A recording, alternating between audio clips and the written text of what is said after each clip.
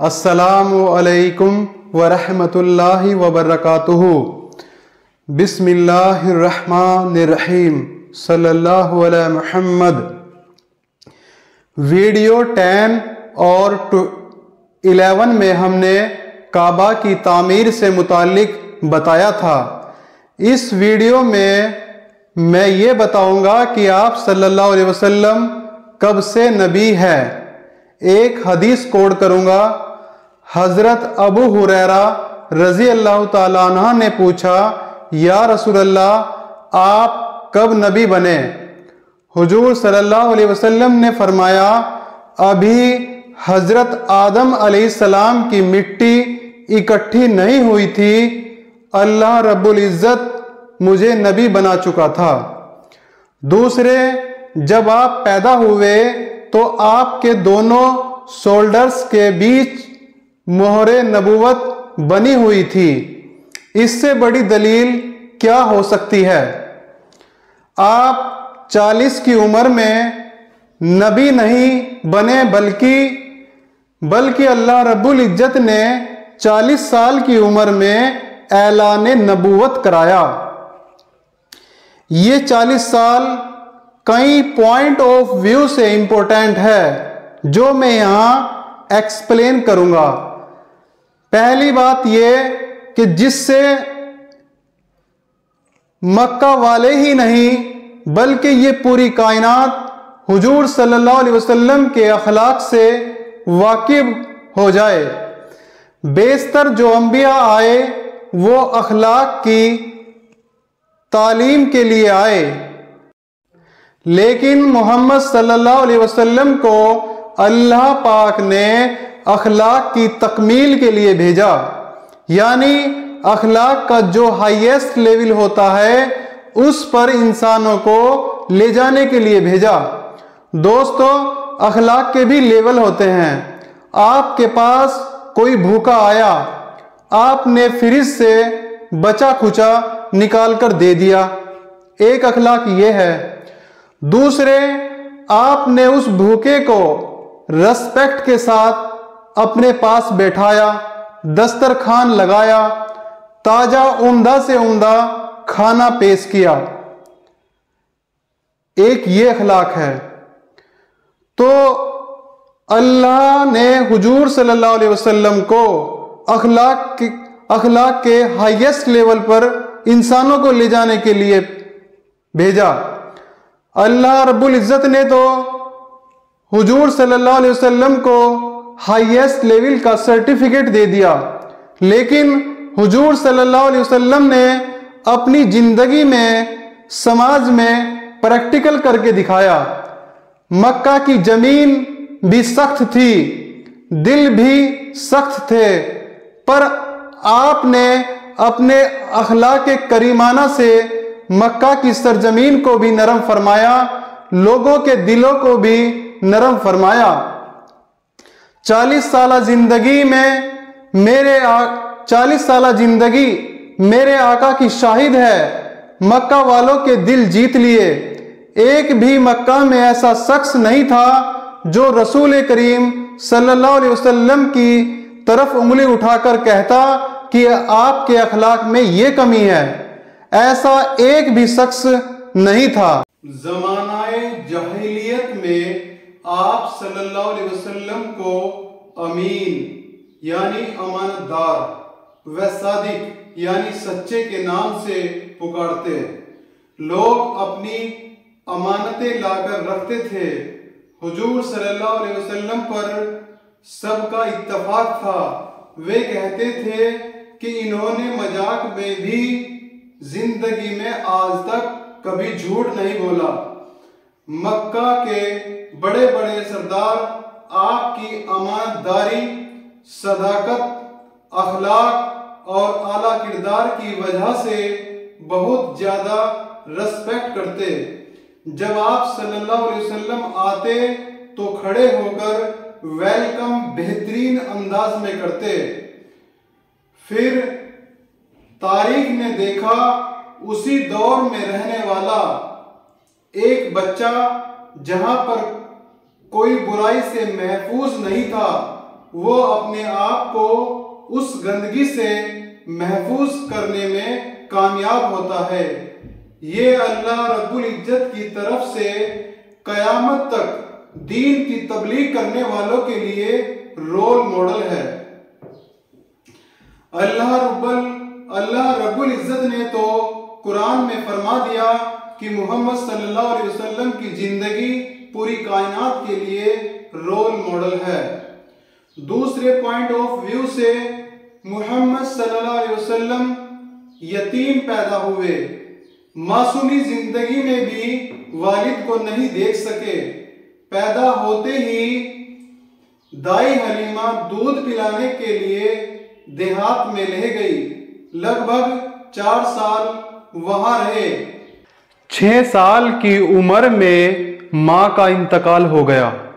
फिर दादा की परवरिश में 2 साल रहे।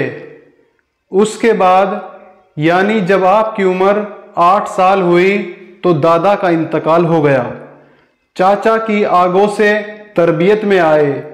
वो आप सल्लल्लाहु अलैहि वसल्लम से बहुत ज़्यादा मोहब्बत करते थे, लेकिन फाइनेंशियल लिहाज से कमज़ोर थे। आप सल्लल्लाहु अलैहि वसल्लम सेल्फ डिपेंड और चाचा को सपोर्ट करने के लिए बकरियां चराने लगे। कुछ बड़े हुए तो बिजनेस करने लगे।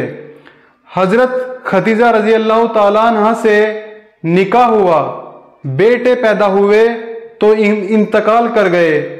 समाज के ताने इस तरह आजमाइश से गुजारते गुजारते अल्लाह ताला ने मोहम्मद सल्लल्लाहु अलैहि वसल्लम को कुंदन बना दिया, ताकि नबूवत व रिसालत के नतीजे में गम आएंगे तो आप उन्हें आराम से झेल सके। तो इस लिहाज से कुदरत ने मोहम्मद सल्लल्लाहु अलैहि वसल्लम को इस लेवल पर तैयार किया। तो फिर मोहम्मद सल्लल्लाहु अलैहि वसल्लम ने अगले 23 साल में पूरा रेवोल्यूशन यानी कि इंकलाब, पूरा रेवोल्यूशन ही खड़ा कर दिया। जो एक दिन के लिए भी स्कूल या मदरसा नहीं गए, ना वालिद का इंप्रेशन था, ना वालिदा का इंप्रेशन था, ना दादा का इंप्रेशन था, किसी का भी नहीं, ताकि कोई ये ना कह सके कि हमारी तरबियत का नतीजा है। जो इतना टैलेंटेड है, कोई ये ना कह सके कि मेरा स्टूडेंट है इसलिए इतना काबिल है। नबी उम्मी एक क्रेडिट बन गया जो डेबिट था। यहां मैं उम्मी वर्ड का खुलासा कर दूं। उम्मी के मायने हैं आप सल्लल्लाहु अलैहि वसल्लम ने दुनिया में किसी इंसान से लिखना पढ़ना नहीं सीखा, मगर खुदाए बंदे कुद्दूस ने आपको इस कदर इल्म अता फरमाया कि आपका सीना अव्वलीन और आखरीन के उलूमो मुआरिफ का खजीना बन गया और आप पर ऐसी किताब यानी कुरान शरीफ नाजिल हुई जिसकी शान ये है जिसमें हर चीज का रोशन बयान है। तीसरा पॉइंट इसमें ये लिया है, ऐलान नबूवत से पहले जो लोग हुजूर सल्लल्लाहु अलैहि वसल्लम के मखसूस अहबाब व रुफ़क़ा थे, वो सब निहायत ही बुलंद अखलाक, आली मर्तबा, होशमंद, बावकार लोग थे, जिनमें हज़रत अबू बकर सिद्दीक रज़ी अल्लाह ताला अन्हु, जो आपके साथ वतन में और सफ़र में, तिजारत में और दूसरे कारोबारी मामलों में हमेशा आपके साथ रहे। दूसरे हज़रत खदीजा रज़ी अल्लाह ताला अन्हा के चचा जाद भाई हज़रत हकीम बिन हिजाम रज़ी अल्लाह ताला अन्हु, हज़रत जमात बिन सालबा रज़ी अल्लाह ताला अन्हु और चौथे हज़रत कैस बिन साइब मखजूमी रज़ी अल्लाह ताला अन्हु। इस तरह के दोस्त थे। अरब में अगरचे हर तरफ शिर्क फैल गया था और घर घर में बुत परस्ती का बोलबाला था, मगर इस माहौल में भी कुछ ऐसे लोग थे जो तौहीद के परस्तार और शिर्क व बुत परस्ती से बेजार थे। इन्हीं खुश नसीबों में सईद बिन जैद रजी अल्लाह ताला अन्हु, जो अस्सरा मुबस्सरा साहबी के वालिद जैद बिन अमर बिन नुफैल थे, ये हजरत उमर रजी अल्लाह ताला अन्हा के चचाजाद भाई थे। ऐलान नबुवत से पहले हुजूर सल्लल्लाहु अलैहि वसल्लम के साथ इनका बड़ा खास ताल्लुक था और कभी कभी मुलाकातें भी होती रहती थी। इनके बारे में आता है कि ये खाना काबा का पर्दा पकड़ पकड़ कर रोते थे कि ऐ अल्लाह, हम तुझको पूजना चाहते हैं, लेकिन कैसे पूजूं मुझे पता नहीं। ये मूर्ति पूजा तो गलत है, लेकिन सही क्या है ये भी तो पता नहीं। ये सब अपनी फितरत पर थे और हर बच्चा फितरत इस्लाम पर ही पैदा होता है। खुद हुजूर सल्लल्लाहु अलैहि वसल्लम की बचपन से तकरीबन 40 साल की उम्र हो गई, लेकिन जमानाई जाहिलियत के माहौल में रहने के बावजूद तमाम मुशरिकाना रसूख और जाहिलाना अतवार से हमेशा आपका दामने इस्मत पाक ही रहा। मक्का शिर्क व बुत परस्ती का सबसे बड़ा मरकज था।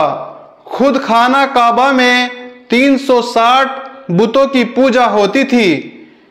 आप सल्लल्लाहु अलैहि वसल्लम के खानदान वाले काबा के मुतवल्ली और सज्जादा नसीन थे, लेकिन इसके बावजूद आप सल्लल्लाहु अलैहि वसल्लम ने कभी भी बुतों के आगे सर नहीं झुकाया। ऐलान नबुवत के बाद आप सल्लल्लाहु अलैहि वसल्लम के दुश्मनों ने बहुत कोशिश की, कोई अदना सा या जरा सी खिलाफ तहजीब कोई बात आप सल्लल्लाहु अलैहि वसल्लम की जिंदगी के किसी दौर में भी मिल जाए तो उसको उछालकर आपके वकार पर हमला करके लोगों की निगाहों में आपको जलीलो ख्वार कर दे। मगर तारीख गवाह है, हजारों दुश्मन सोचते सोचते थक गए, लेकिन कोई एक वाकया भी न मिल सका। अगली वीडियो में मैं ये बताऊंगा कि हुजूर सल्लल्लाहु अलैहि वसल्लम दीनी लिहाज से और समाजी लिहाज से किस तरह गौर व फिक्र कर रहे थे और फिर किस तरह वही नाजिल हुई। अल्लाह रब्बुल इज्जत से दुआ है हमें हुजूर सल्लल्लाहु अलैहि वसल्लम के नक्शे कदम पर चलने की तौफीक अता फरमाए। सल्लल्लाहु अलैहि मुहम्मद।